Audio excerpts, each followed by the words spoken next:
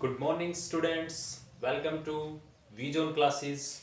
To subscribe, share and like my YouTube channel Vizone classes. मैं आपका chemistry tutor Vivek Yadav.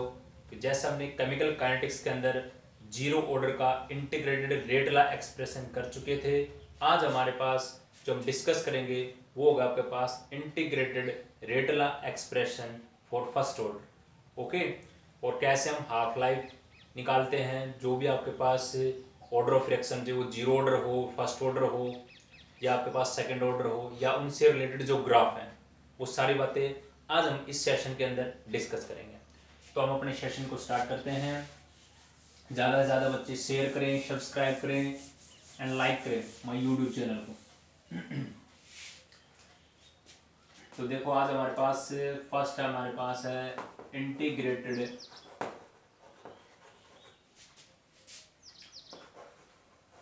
Rate law expression for first order reaction.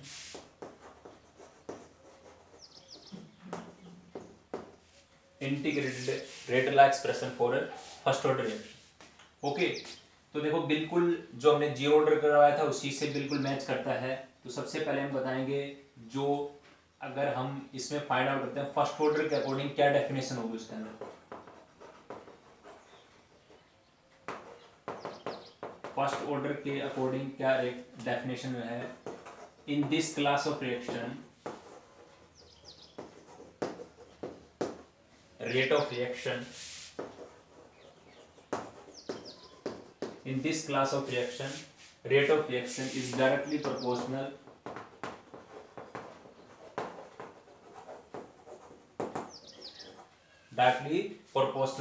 to the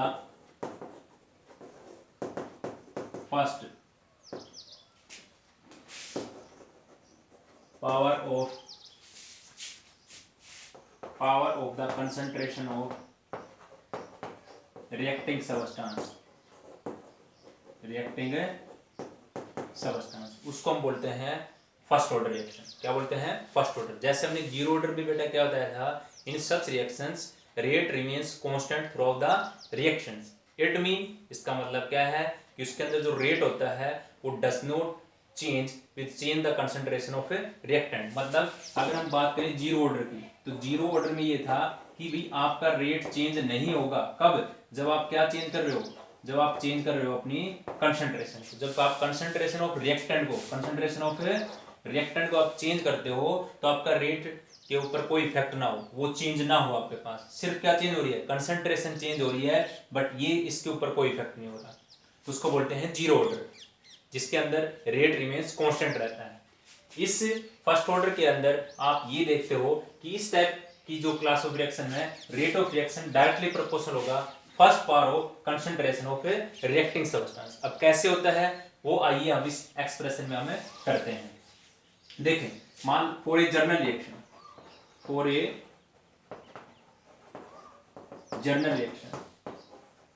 reactant convert into product. अब इसके लिए हमें rate of reaction लिखना हो तो rate कैसे लिखते हैं, वही लिखेंगे जैसे आप रिएक्टेंट साइड में जो आपके पास आर है तो उसमें हम यही करते थे ना, वे रिएक्टेंट साइड में माइनस का निशान लगाते थे। इसको कैसे लिखेंगे? माइनस का डी आर अपॉन में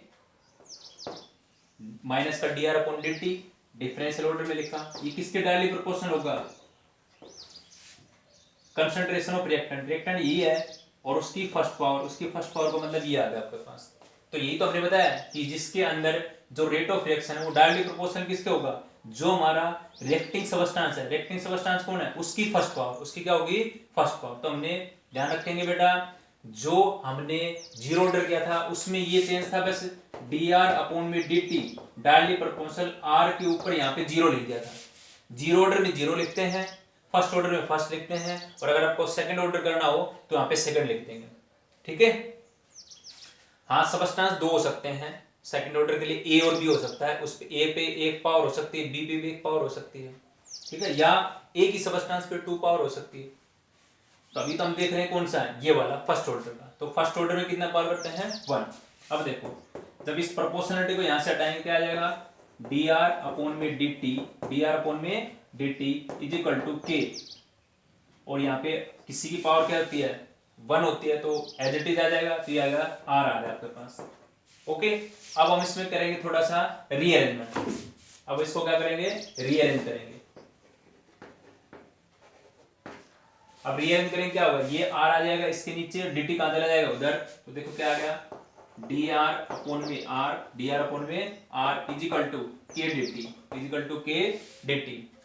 इंटीग्रेशन ऑन बोथ साइड, जब दोनों साइड इंटीग्रेशन करेंगे तो कर दो integration, integration on both side, integration on both side. अब देखो, अब इसका ध्यान रखना, डी आर माइनस का डी आर अपॉन में आर, इसका इंटीग्रेशन होता है, याद रखना माइनस के निशान एज इट इज, इसका होता है L N R, L N R, और इस एल एन को बोलते हैं natural logarithm, natural logarithm is equal to K, constant proportionality है, कांस्टेंट इंटीग्रेशन से बाहर, तो ये बाहर आ गया, और dt का इंटीग्रेशन क्या होता है t, dt का इंटीग्रेशन क्या होता है t, जैसा उसमें किया था same as it is integration constant. ये हमारे पास इक्वेशन फर्स्ट बन के आ गई कोई, और i यहाँ पे क्या है, i आपके पास है आपका इंटीग्रेशन कांस्टेंट, i कौन आपका इंटीग्रेशन कांस्टेंट आपका। ओके, अब देखो सेम वही काम करना है, ये हम पुट करते हैं, पुटिंग, क्या पुटिंग करेंगे, पुट करेंगे। अगर मान लो इस r की जगह पे क्या पुट करते हैं r नोट, और t की जगह पे क्या पुट करते हैं 0, इस r की जगह पे क्या पुट करते हैं r नोट, और t की जगह पे क्या पुट करते हैं 0, t की जगह पे क्या पुट करते हैं 0।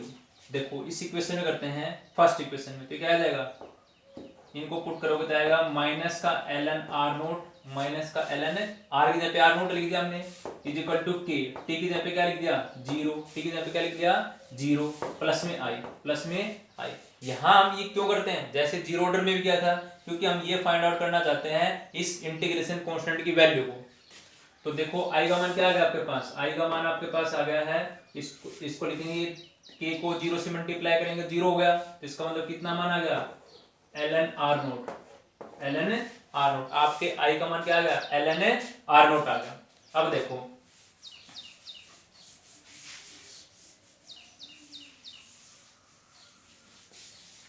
अब हम क्या करेंगे, ये जो आई का मान है वो इस इक्वेशन नंबर फर्स्ट में पुट करेंगे, पुटिंग द वैल्यू ऑफ आई, जो आई है in equation first, equation first में पुट करते हैं, तो कर दो पुट क्या आ गया माइनस का एल एन आर, माइनस का L N R is equal to K T, is equal to K T, और माइनस का क्या आ जाएगा आपके पास एल एन आर नोट, यही तो थी इसकी वैल्यू पुट कर दी। ध्यान रखना, जैसे जो हमने वो फॉर्म की थी उसमें भी, उसमें क्या आया था, उसमें सिर्फ यही था कि यहाँ पे एल एन नहीं था, बस जो हमने जीरो ऑर्डर किया था उसमें एल एन नहीं था, और इस इक्वेशन को याद ध्यान रखेंगे, इससे ग्राफ बनेगा, ये इंपॉर्टेंट है भाई। ओके, अब देखो इतना काम हो गया हमारे पास। अब उसमें भी सेम वही किया था, इस टर्म को काले गए थे इस साइड में, लिया इसको, तो क्या हो जाएगा देखो, ये इधर आ जाएगा L N R note minus में L N R is equal to K T, is equal to K T.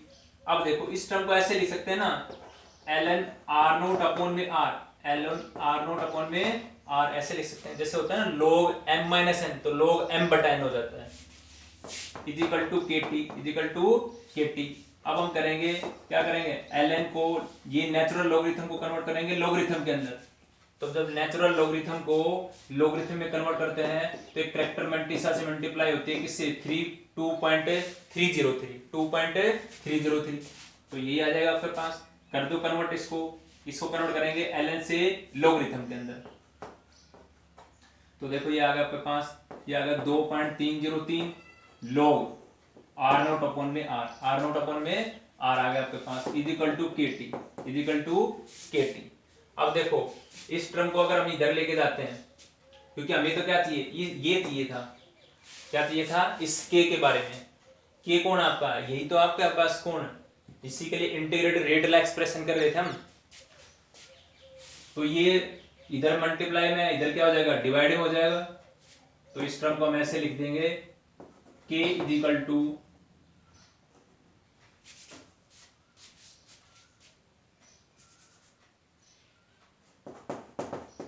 2.303, इसको ऐसे लिख लो पहले, log of R nought upon R is equal to K T upon में 2.303 2.303 हो गया आपके पास। ठीक है, तो ये हमने लिख लिया ऐसे इसको।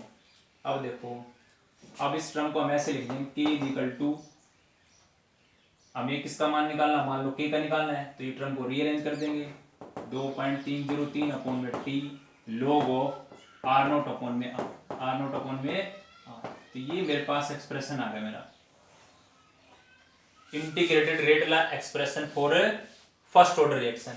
ये आपके पास आ गया integrated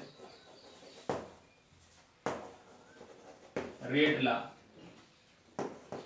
expression for first order.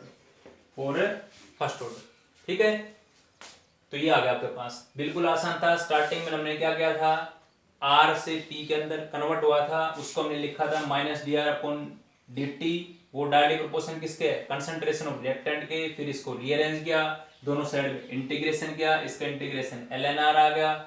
फिर हमारे पास इंटीग्रेशन कांस्टेंट, हमने r के जगह पे r नोट पुट कर दिया, t के जगह पे 0 पुट किया, क्योंकि r के जगह पे r नोट का मतलब ये है इनिशियल कंसंट्रेशन। जब इनिशियल कंसंट्रेशन पे रिएक्शन चली नहीं है तो वहां पे टाइम क्या होगा, 0 होगा, इसलिए हमने इंटीग्रेशन कांस्टेंट का मान निकाल लिया। अब हमने क्या किया, इस i का मान इक्वेशन नंबर फर्स्ट में पुट किया, इस वाले के अंदर, तो हमारे पास एक्सप्रेशन आ गया ये वाला। फिर मैंने ये माइनस का था, इधर आ गया क्या हो गया, प्लस का हो गया। इसको मैंने इस टर्म के अंदर लिखा, ln से मैंने कन्वर्ट कर दिया लॉगरिथम में, तो मेरे पास क्या आ गया, ये 2.303। इस टर्म को मैंने थोड़ा रीअरेंज कर दिया, इससे मैंने इधर कर दिया। ये मैंने क्यों किया है, क्योंकि यहाँ पे मैं एक ग्राफ बनाऊंगा, तो उस ग्राफ के अंदर जरूरत पड़ेगी मेरे को। एक ग्राफ यहाँ से बनेगा आपके पास, एक ग्राफ यहाँ से बनेगा आपके पास। ओके, फिर हमने इसके अंदर कुछ नहीं किया, इसी टर्म को ही लिखा, क्योंकि मेरे को क्या इसका मान चाहिए था, के का मान चाहिए था। तो भाई ये यहाँ पे ये वैल्यू नीचे डिवाइड में, तो ऊपर क्या हो जाएगी, मल्टीप्लाई में हो जाएगी, ये हो गया। और ये मल्टीप्लाई में है तो क्या आ जाएगा, डिवाइड में आ जाएगा। तो ये एक्सप्रेशन आ गया आपके पास। ओके, या किसी बुक के अंदर ये ऐसे भी लिखा मिल सकता है, ये समझ में आ गया सभी को। या आप ऐसे भी लिख सकते हैं इसी टर्म को, के बराबर है 2.303 टी log इस r की जगह पे हम r नोट की जगह पे a लिख देते हैं, और इस r की जगह पे a minus x, a minus में x लिख देते हैं, a अपॉन में a माइनस एक्स। तो ये a का मतलब क्या है, इस r नोट मतलब इनिशियल कंसंट्रेशन ऑफ रिएक्टेंट, ये आफ्टर टाइम t के बाद, आफ्टर टाइम है t के बाद क्या है, कुछ अमाउंट उसमें से डिसोनर उसके अंदर से निकल जाएगा, निकलने के बाद जो अमाउंट सब्ट्रैक्ट होगी, तो इस a में से सब्ट्रैक्ट होगा x आपके पास। ठीक है, तभी तो वो प्रोडक्ट के अंदर जाएगा। तो आप बोलते हैं ना रिएक्टेंट की कंसंट्रेशन डिक्रीज होगी, तो कुछ ना कुछ इसमें से कम होगा टी टाइम के बाद। तो हमने लिखा a माइनस एक्स, क्या लिख दिया इसको, a माइनस एक्स, हमने इसको डिनोट कर दिया। ठीक है, तो ये हमारे पास हो गया integrated form of first order reaction. अब देखो, अब हम इसमें करते हैं हाफ लाइफ, दोनों की कर लेते हैं, यहीं से जीरो की भी और फर्स्ट की भी। तो ये देख लिया आपने, और ग्राफ भी बनाएंगे इसी के साथ के साथ। पहले ग्राफ वो देखो, पहले दो ग्राफ तो अभी ले लेते हैं, फिर आपका एक साथ ले लेंगे। देखो, अगर हम ग्राफ की बात करते हैं, पहले मैं ग्राफ बनाता हूं rate versus concentration, rate versus concentration, फिर यहाँ पे rate versus concentration, rate versus concentration का स्क्वायर। ये आपके पास सेकंड ऑर्डर का है, ये फर्स्ट का है, ये जीरो का है। ये किसका है, जीरो। भाई यहाँ पे 1 करेंगे तो एज इट इज यही रहेगा, ये सेकंड का, ये फर्स्ट का, ये जीरो का बेटा। Rate versus concentration, rate versus concentration. तो ये अभी हमने बताया था कि जो आपके पास जीरो ऑर्डर होता है उसके अंदर रेट डज नॉट चेंज नहीं होता। कब, जब आप कंसंट्रेशन रिएक्टेंट चेंज करते हो, तो इसका चेंज नहीं होगा। तो इसका मतलब लाइन ऐसे आएगी इसके अंदर, इसके अंदर तो डिपेंड करती है, तो ये लाइन आएगी, इसमें डिपेंड करती है, ये लाइन आएगी आपके पास। तो ये तो हो गया तीनों का, रेट वर्सेस कंसंट्रेशन का, ये जीरो का, ये फर्स्ट का, ये सेकंड का ग्राफ। ठीक है, इन दोनों के बिल्कुल एज इट इज है। ध्यान रखना, सेकंड ऑर्डर के अंदर यहाँ पे पावर 2 हो जाएगी, फर्स्ट में फर्स्ट है, यहाँ पे कंसंट्रेशन जीरो है तो जीरो हो जाएगी, क्योंकि उसमें यही तो लिखते थे आप, डी आर अपॉन में D T directly proportional R की पावर 0 ऐसे, ठीक है। तो ये ग्राफ हो गया। अच्छा, अब इसके बाद हमारे पास नेक्स्ट आता है इसी के अंदर, देखो मैंने आपसे एक बात बताई थी, देखो अगर हम जीरो ऑर्डर की बात करें, जीरो ऑर्डर में हमारे पास एक ये लाइन आई थी माइनस का are is equal to K T minus का आर नोट, ऐसी लाइन आई थी ये। ऐसे ही फर्स्ट ऑर्डर के अंदर भी आई थी आज आपके पास एल एन आर के टी माइनस का एल एन आर नोट। तो मैंने बोला था ये इंपॉर्टेंट लाइन है, इससे हमारा एक ग्राफ बनेगा आपके पास। देखो अब कैसे बनेगा, इसके अंदर ध्यान रखेंगे ये माइनस का इस नोटेशन को अंदर लेके जाएंगे तो ये कैसे हो गया, अंदर लेके जाएंगे, ये तो हो गया माइनस का के टी, ये क्या हो गया प्लस का आर नोट, प्लस का आर नोट। अब ये मेरे पास एक एक्सप्रेशन आ गया, इसको मैंने एक स्ट्रेट लाइन से रिप्रेजेंट कर दिया, y equal to mx plus C. ये मेरे पास एक एक्सप्रेशन आया, इसको मैंने स्ट्रेट लाइन से रिप्रेजेंट कर दिया।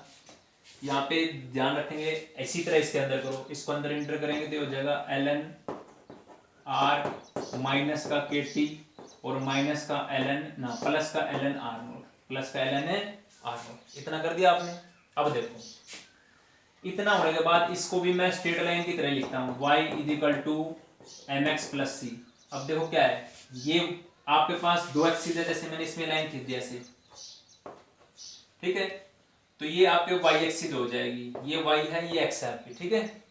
अब इसमें ये दो एक्सिस हैं, ये m किसको रिप्रेजेंट कर रहा है, स्लोप को। यहाँ पे हम बताएंगे आपको, जो आपके पास m क्या आपकी, m आपकी स्लोप और c आपका है इंटरसेप्ट। इंटरसेप्ट वो होता है जब दो लाइन उस पे कटता हुई, ठीक है। अब देखो y एक्सिस का लंब कोण मेरे पास r है, r क्या होता है आपके पास, ये कंसंट्रेशन ही है ना। तो इसके जगह पे कई बार आपके पास बुक के अंदर ऐसे भी लिखा मिलेगा, यहाँ पे मिल सकता है कंसंट्रेशन, क्या मिलेगा कंसंट्रेशन, कंसंट्रेशन वर्सेस। और देखो x एक्सिस का लंब कोण है t, t का मतलब कौन है टाइम, t का मतलब कौन है टाइम। इसी तरह इसको करो, y एक्सिस का लंब कौन है एल एन आर, क्या है एल एन आर, और यहाँ पे कौन है x एक्सिस का लंब कौन है टाइम t, ओके।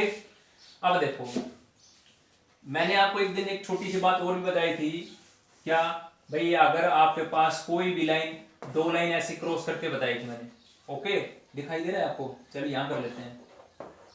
अगर लाइन ऐसे हो, ऐसे अगर लाइन होती है आपके पास, ये जो लाइन अगर ऐसे किसी भी लाइन आएगी वो नेगेटिव होगी, और ऐसी लाइन हमेशा क्या आएगी पॉजिटिव स्लोप से। अगर लाइन ऐसे है तो पॉजिटिव स्लोप, अगर लाइन ऐसे है तो नेगेटिव स्लोप। तो देखो यहाँ पे m किसको रिप्रेजेंट कर रहा है स्लोप को, और k है माइनस का, तो ये आ जाएगा ऐसे। तो माइनस k क्या है इसकी स्लोप होगी, माइनस k क्या होगी इसकी स्लोप होगी। और लाइन आ रही है ऐसे नीचे की तरफ आ रही है ना, तो नेगेटिव स्लोप होती है, क्या होती है नेगेटिव। इसी तरह इसके अंदर भी करेंगे, इसमें भी कैसे आएगी, इसमें भी ऐसे आएगी नीचे की तरफ। यहाँ पे स्लोप क्या आ जाएगी माइनस k, यहाँ पे स्लोप क्या है माइनस k आपके पास, ओके। अच्छा, इसमें यहाँ पे ये जो सी कौन आपका इंटरसेप्ट, तो ये इंटरसेप्ट को यहाँ बता देंगे आपका पास है एल एन आर, मतलब इस लाइन ने यहीं पे तो कट किया है, तो ये पूरा पूरा क्या होगा इसके अंदर, ये इतना इंटरसेप्ट हो गया आपके पास, क्या होगा इसका इंटरसेप्ट हो गया, ठीक है। तो इसको यहाँ पे रिप्रेजेंट करता है ये intercept L N R nought, जो सी था आपके पास।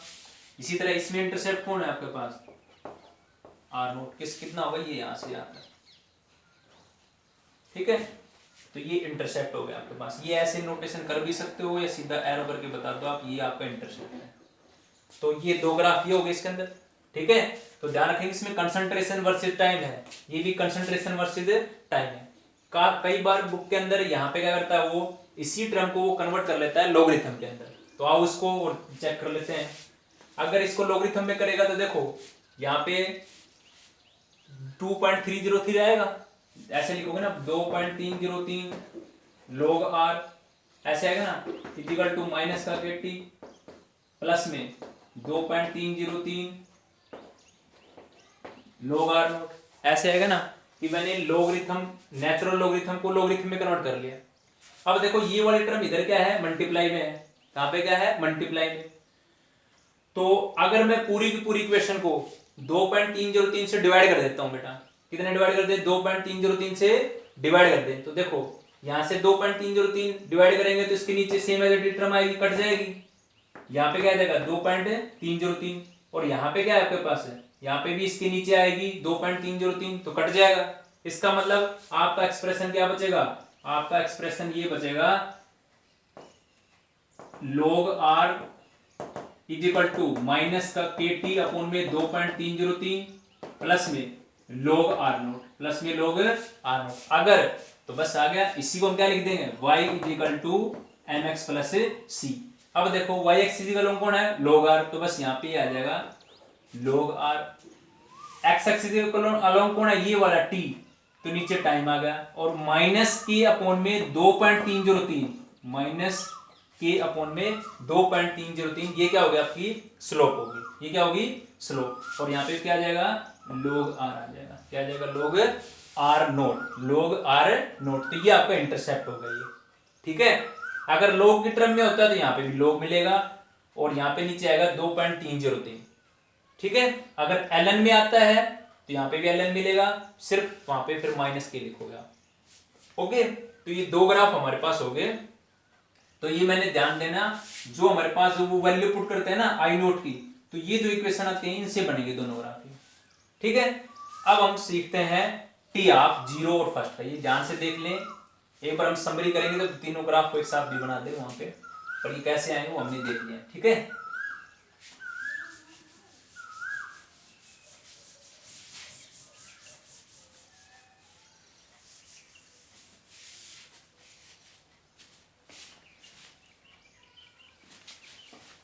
अब देखो हाफ लाइफ ऑफ रिएक्शन,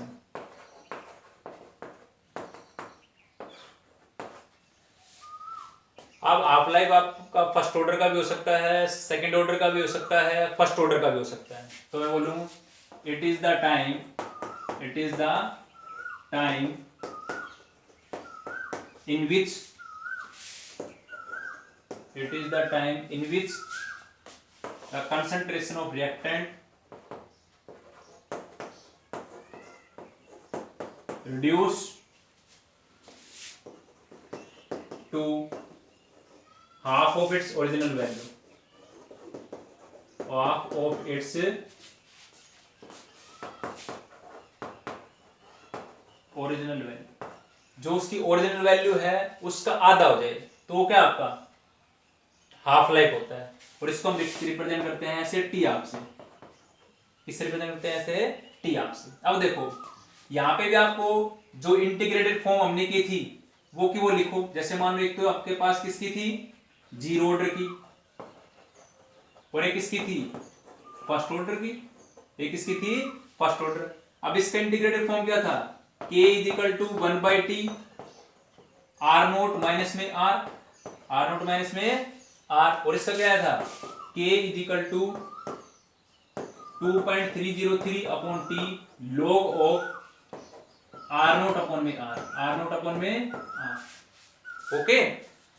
ये हमारे पास इंटीग्रेटेड फॉर्म था। अब आपको क्या निकालना है टी आप, टी आप निकालना है तो क्या करेंगे इस टी को ले जाएंगे ऊपर और k को ले जाएंगे नीचे। तो करो इसको, तो टी तो चला गया ऊपर और k आ गया नीचे, ऐसा इसमें करेंगे टी ऊपर चला जाएगा और k कहां जाएगा नीचे। टी आप निकालना है तो इसके अंदर टी आप लिख देंगे, टी आप निकालना है इसको भी टी आप लिख देंगे, ओके। अब देखो अभी मैंने बताया कि जो आपकी ओरिजिनल ये ना ओरिजिनल वैल्यू का क्या हो जाएगा, जो भी आपके पास कंसंट्रेशन ऑफ रिएक्टेंट है वो रिड्यूस टू हाफ हो जाएगा। तो यही तो थी आपके पास, ये कब है जब आपकी इक्वेशन चली इनिशियल कंसंट्रेशन पे है, ये आफ्टर टाइम टी पे है ना, इसी तरह ये इनिशियल पे है, ये आफ्टर टाइम टी पे है।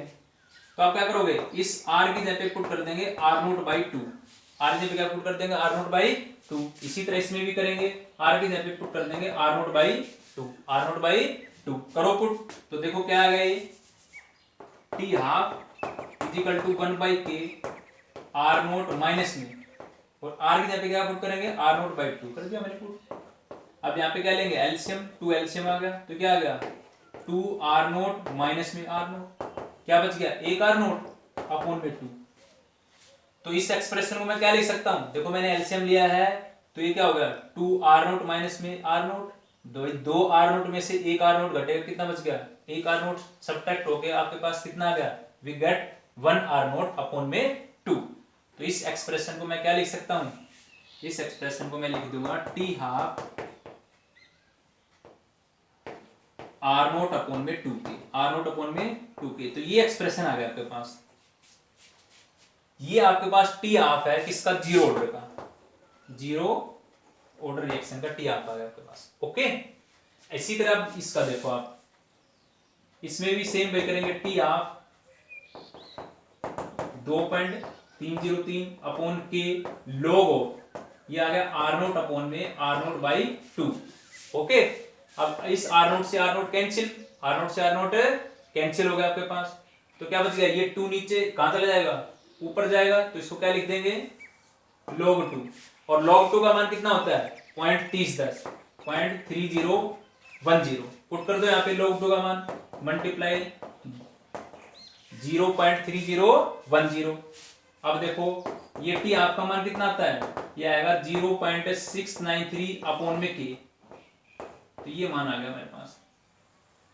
टी आप फॉर फर्स्ट ऑर्डर रिएक्शन के लिए होता है 0.693 अपॉन में के, और ये टी आप किसका, जीरो ऑर्डर का, आर नोट अपॉन में 2k, आर नोट अपॉन में 2k। तो एक बार ध्यान से देखें इनको, हमने टी आप फाइंड आउट कर चुके हैं।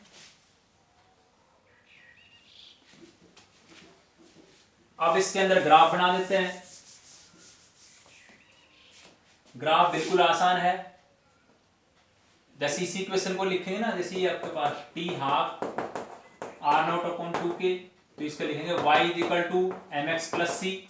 इसका क्या है, T half is equal to 2.303 upon K log ना, ये तो डायरेक्ट आ गया ना आपके पास 0.693 अपॉन में के। अब देखो ये होगा हमारे पास। अब देखो इसमें लाइन खींचेंगे ऐसे, इसी तरह इसमें करेंगे।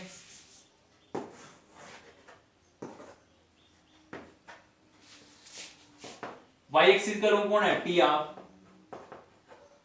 अच्छा, x की जगह पे कौन है, ये आर नोट, और आर नोट कौन है आपका, इनिशियल कंसंट्रेशन, जिसके नीचे एसेंडा लिखा हो ना, तो इनिशियल कंसंट्रेशन होता है। इसी तरह इसमें क्या है, टी हाफ, इसमें भी क्या आएगा, अगर नहीं है तो वो किसके रेस्पेक्ट में है, वो भी किसके रेस्पेक्ट में, इनिशियल कंसंट्रेशन। अब देखो यहाँ पे स्लोप क्या है, m की जगह पे कौन है, 1/2k, 1/2k, और पॉजिटिव है निशान, स्लोप पॉजिटिव आएगी, 1/2k। ये क्या आ गया आपकी स्लोप, ये क्या हो गया आपकी स्लोप। और इसमें तो एक कांस्टेंट वैल्यू है ना, ये क्या है, एक कांस्टेंट वैल्यू है, तो कांस्टेंट वैल्यू के अंदर लाइन ऐसे आ जाएगी। तो ध्यान रखेंगे फर्स्ट ऑर्डर के लिए जो ग्राफ आता है टी आपका वो ऐसे आएगा, क्योंकि ये उस पे क्या है, इस इनिशियल कंसंट्रेशन पे क्या है, इंडिपेंडेंट है, क्योंकि ये क्या है, कांस्टेंट वैल्यू है, ये क्या है, कांस्टेंट वैल्यू है। तो ये हमने दोनों के ग्राफ कर लिए हैं, इंटरसेप्ट नहीं है तो कोई दिक्कत नहीं है, ठीक होगा। तो आज हम यहाँ तक करेंगे। Thank you for watching vision classes. ज़्यादा से ज़्यादा जो स्टूडेंट जो हमारे व्यूअर हैं वो सब्सक्राइब करें, शेयर करें और लाइक करें। Thank you.